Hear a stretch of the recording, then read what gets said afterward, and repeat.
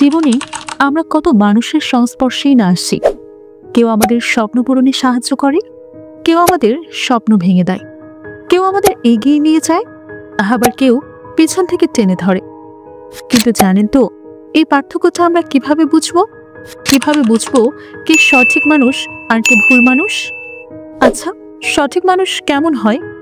সে আপনাকে সবসময় সত্য বলবে, যদিও সেই সত্যটা আপনার ভালো নাও লাগতে পারে। সে আপনাকে অনুপ্রেরণা দেবে।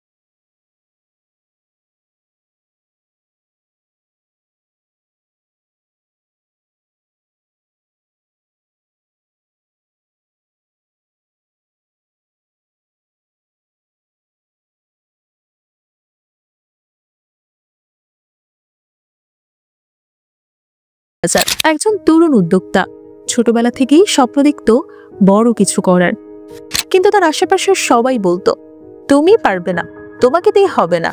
কেবল তার মা বলতেন, তুমিই পারবে, চেষ্টা করো, সফল হবে।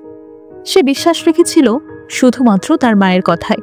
সে চেষ্টা করেছে, চেষ্টা চালিয়ে গেছে, আশেপাশের মানুষের কথায় কান দেয়নি সে, এবং একদিন সে সত্যিই সফল হয়।